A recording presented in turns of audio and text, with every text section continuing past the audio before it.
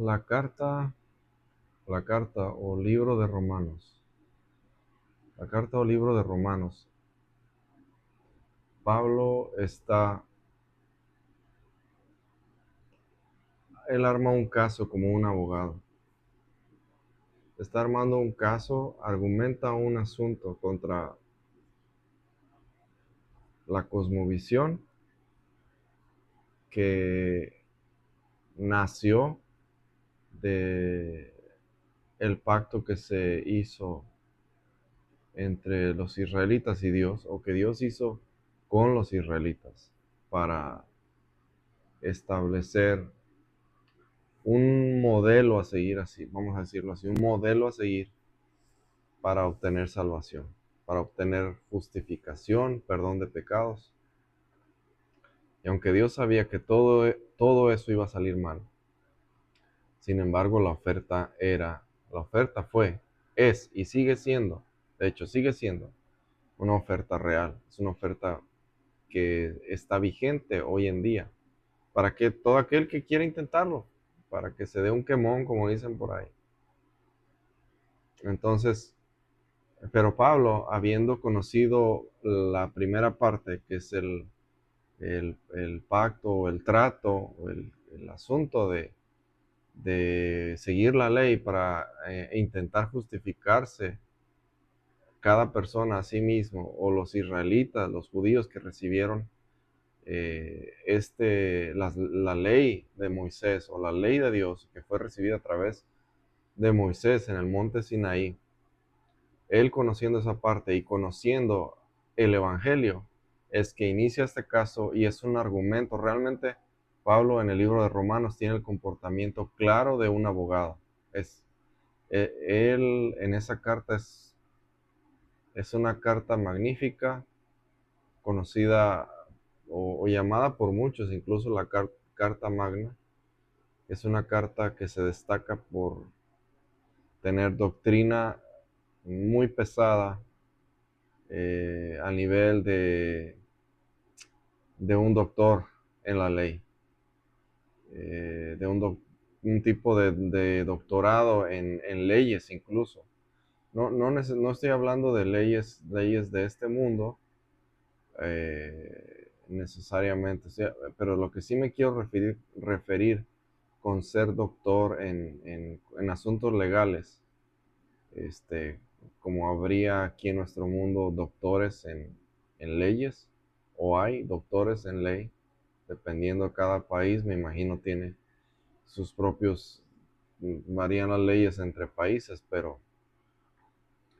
hay doctorados para este tipo de profesionistas o personas que estudian un nivel académico superior, nivel universidad, que después pues hay diferentes opciones para todavía especializarse más en eso. Y hay lo que se llama el doctorado, que es nivel semidios, vamos a decirlo así. Y Pablo, el apóstol Pablo, lo que hace desde un inicio en la carta a los romanos es argumentar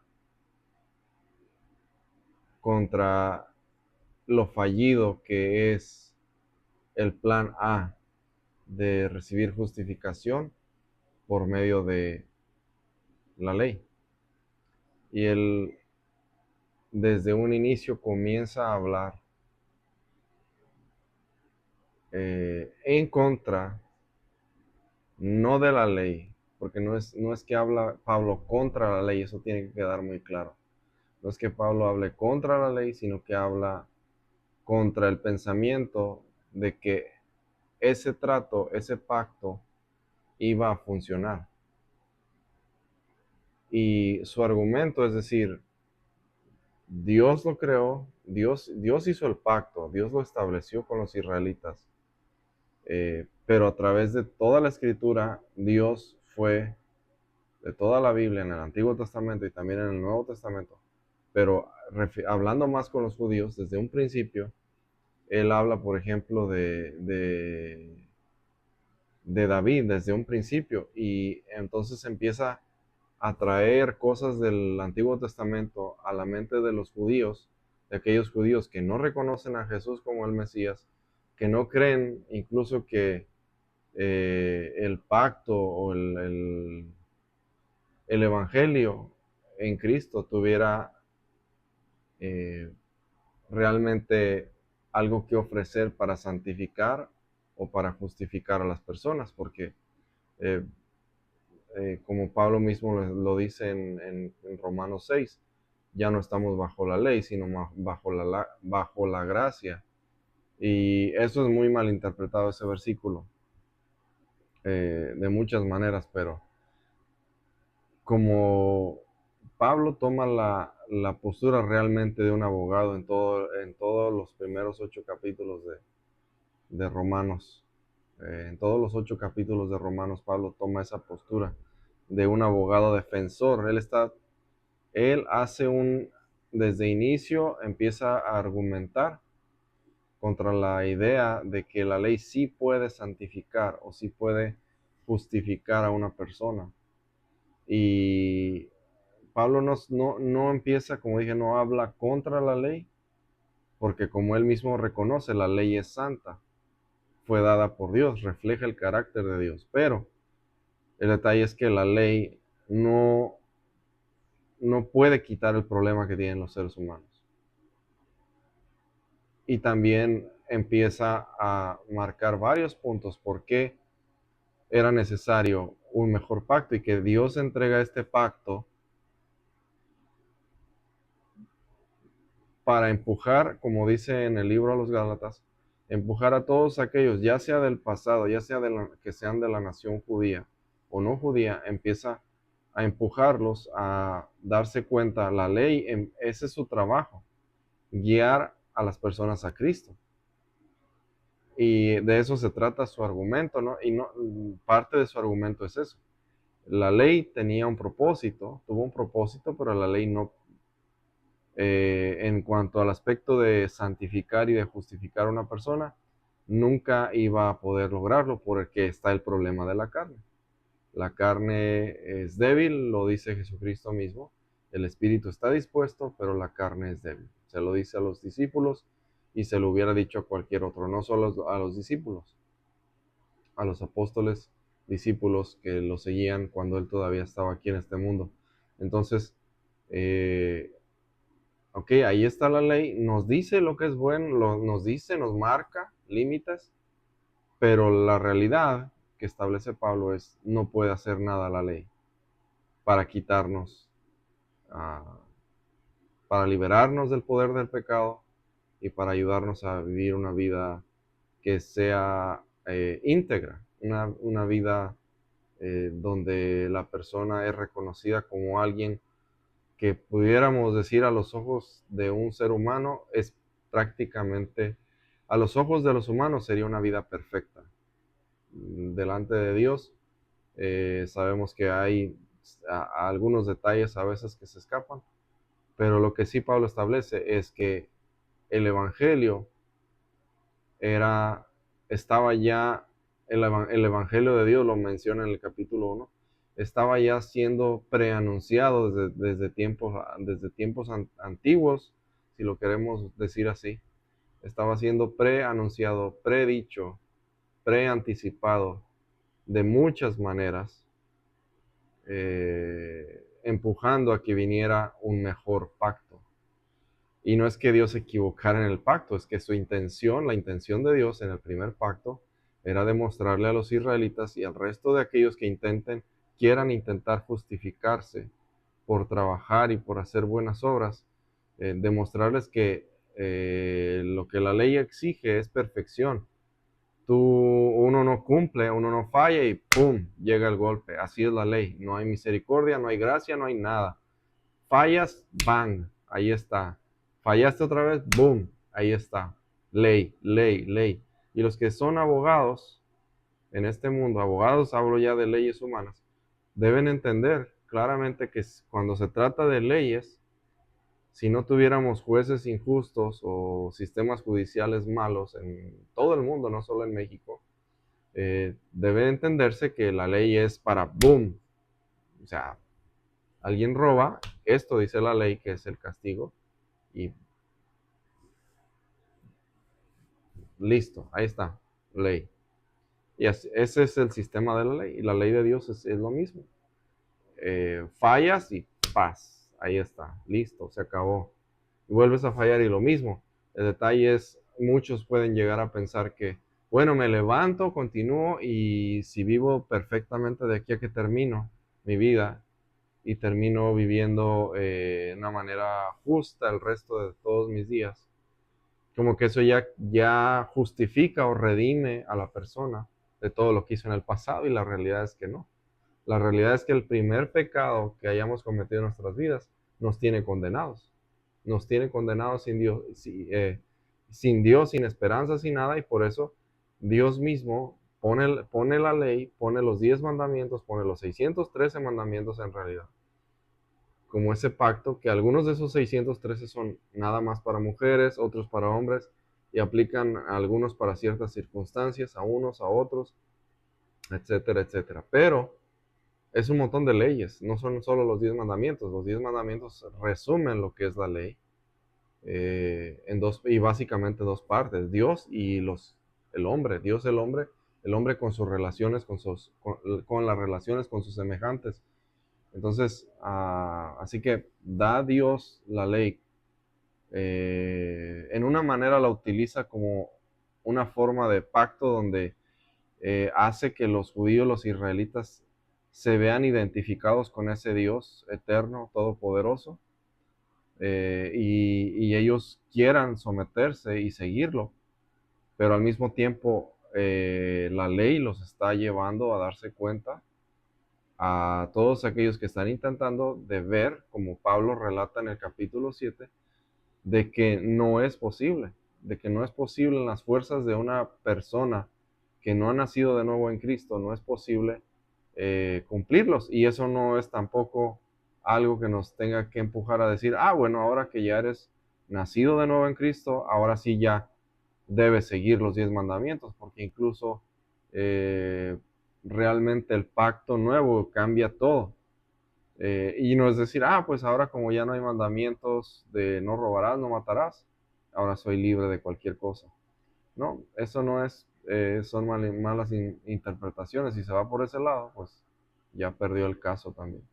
Entonces, Pablo dice, ok, este es mi caso, este es un asunto, y realmente con una mente de abogado, con una mente así de ser un abogado, pero en este caso del Evangelio, defendiendo el Evangelio, defendiendo a Cristo, a Dios, al Dios eterno, a Dios el Padre, Dios el Hijo, Dios el Espíritu Santo, que tienen que ver con todo este plan de redención para la humanidad.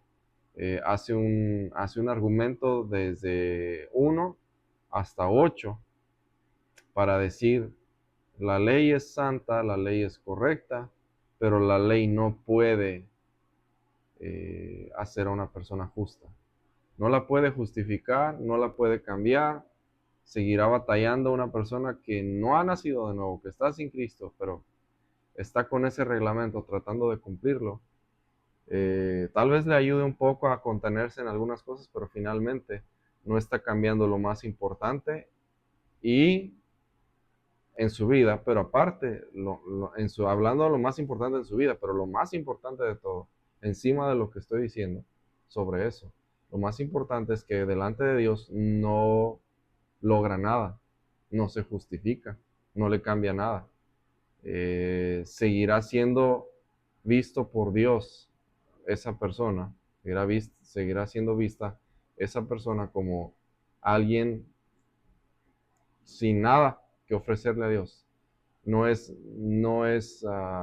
tiene nada, no ha logrado nada en su vida, y como compartí en el video anterior, realmente lo que hace un hombre, una mujer, una persona, quien sea, de la edad que sea, y que quiera justificarse y santificarse a través de la ley, lo único que está creando es una deuda mayor a la que ya tenía, porque el salario, el pago o lo que la persona ofrece para, pagarle a Dios no alcanza nunca. Y entre más pasa el tiempo, la persona vuelve a caer en otra. Ya cuando alcanzó, logró hacer una buena obra, pero que esa obra no se le toma como pago, se le toma como una deuda a esa persona. En ese transcurso ya volvió a caer en otro asunto, en otro pecado, en una mentira piadosa, dicen algunos. El tipo de mentira que sea es mentira y punto. Entonces va y lo único que le está llevando a la persona es a caer en un abismo, en un pozo sin fondo. Cada vez está cavando más profundo su tumba. No lo lleva a nada. Y esa es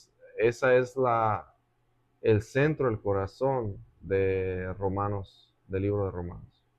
Pablo creando un caso contra todos aquellos que dicen que con la ley es con lo que los seres humanos se van a lograr santificar y justificar y hacer aceptos delante de Dios. Y Pablo dice no, desde un principio dice que no.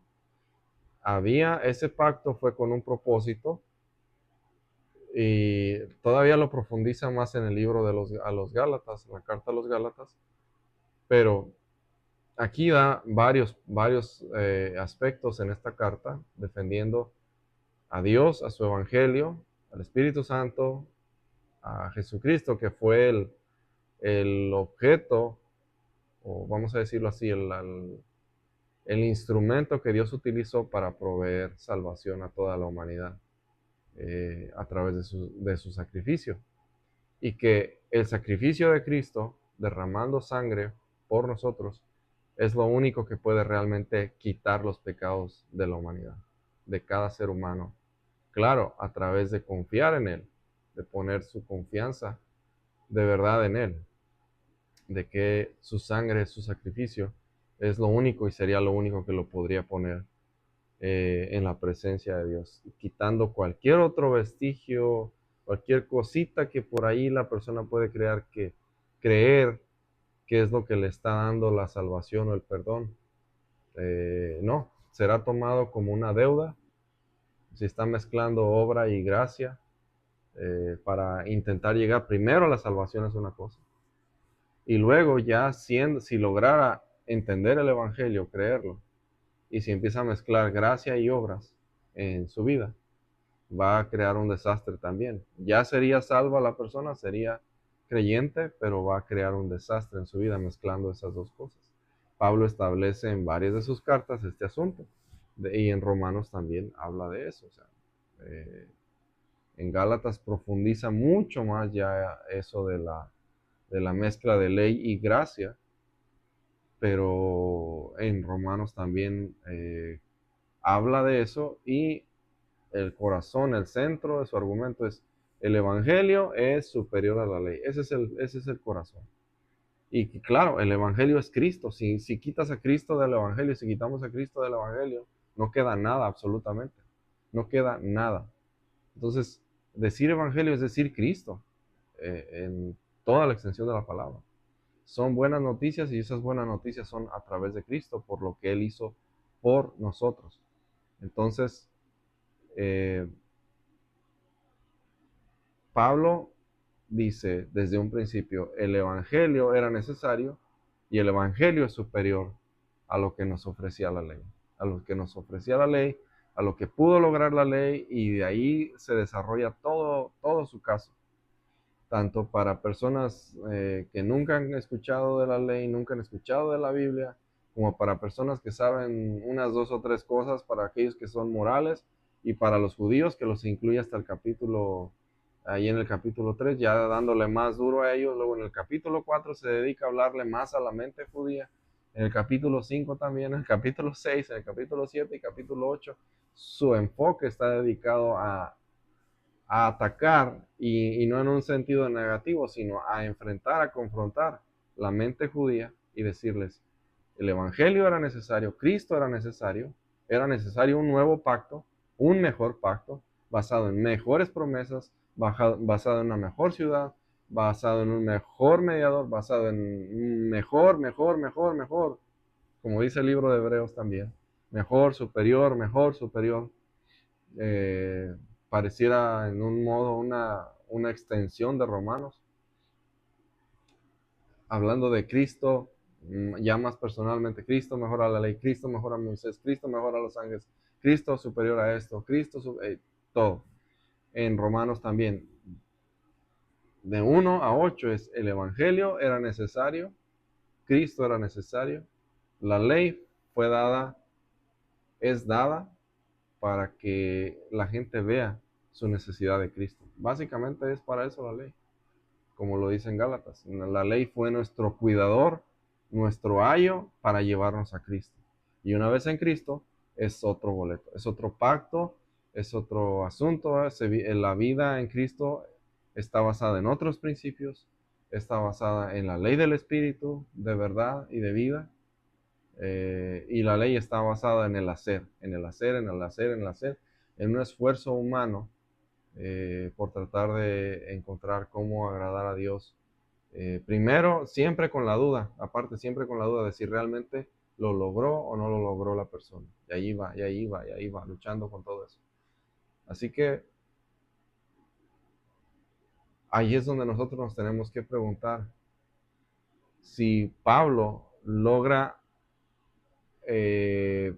ganar el caso, si sus argumentos de 1 a 8 realmente sí apoyan, sí nos dan las suficientes pruebas para demostrar que el Evangelio era necesario y que es superior a la ley. No que la ley es mala, no que la ley es pecado.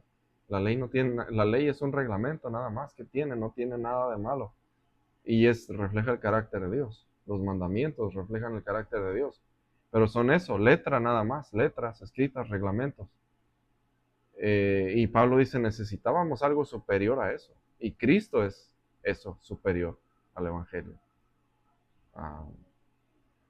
Y si no entendemos este punto, vamos a hacer un desastre con básicamente todos los capítulos de 1 a 8 de Romanos. ¿Por qué? Porque si toma un camino diferente,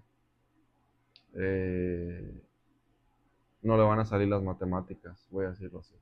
No le van a salir las cuentas, y a final de cuentas, al final de todo, siendo honestos, Pablo perdería el caso, especialmente cuando llegamos al capítulo 7. Con eso ya él queriendo construir un caso de defensa de que el Evangelio es superior a la ley en todos los sentidos, y interpretando Romanos 7 de la manera tradicional. Básicamente Pablo, si lo vemos de la manera tradicional, si lo vemos sin realmente prestar atención a la carta, andamos ahí con teología y libros cristianos y comentarios y otras cosas, y sacando conclusiones de nuestra propia capacidad mental, de nuestro propio entendimiento. Entonces vamos a hacer quedar mal al Evangelio. ¿Por qué? Porque, y no eso no es lo que sucede. Pablo no hace quedar mal el Evangelio. Su argumento está bien hecho, está bien especificado, está bien aclarado, está poderosamente construido su argumento. Y de principio a fin, capítulo 1, versículo 1 hasta 8, Pablo sí logra demostrar por qué el Evangelio es superior a la ley. Ya capítulos 9, 10, 11 entran en otros temas. Y ahí también, cuando no se le da a la Biblia la importancia, pues vienen un montón de malas interpretaciones de 9, 10, 11, especialmente 9 y 10, con asuntos de Israel y todo eso. Entonces, no entender el corazón de Romanos es perder todo. Si no está viendo el corazón de Romanos como Pablo defendiendo o diciendo, más que defendiendo, argumentando que el Evangelio es superior a la ley, está perdido. Ha perdido todo el caso Pablo, y si usted no lo puede ver así como Pablo lo presenta, Pablo no se equivocó, Dios no se equivocó. Pero si hacemos que Pablo, si en nuestra capacidad, en nuestras teologías, no soy seguidor de la teología, nunca. Pero si se lo menciono porque es una manera tradicional en que la gente se refiere a que conoce la Biblia. Mi teología, mi estudio de Dios, como si Dios se pudiera estudiar. O sea, ¿quién puede estudiar la mente de Dios? Nadie puede estudiar la mente de Dios. Pero bueno, se puede conocer a Dios a través de la Biblia, se puede saber muchas cosas de Él, pero estudiarlo no se puede. Es una mente inestudiable, vamos a decirlo así. Conocemos de Él solo lo que Él nos ha revelado y cómo se nos revela, pero estudiar a Dios, por favor. Entonces, si con esas teologías hacemos que Pablo diga lo que no está diciendo, hacemos, le enseñamos al mundo a un Pablo que falla en su argumento, y también si nosotros estamos enseñando eso, o sea, hacemos fallar a Pablo, pero también al mismo tiempo estamos nosotros fallando en el argumento que tiene la carta de Romanos. Y lo echamos a perder todo. ¿Por qué? Por no prestar atención a lo que dice la Biblia. Por andar divagando por que griego, hebreo y todas las teorías y construcciones que han hecho montones de estudiosos que se han dejado llevar por trampas que el enemigo ha puesto, sean incrédulos o sean creyentes, pastores de los más famosos y de los menos famosos, eh, echando a perder una carta tan poderosa. El mensaje es claro: Cristo y el Evangelio son superiores a la ley. Eso es, y si no, se pierde todo.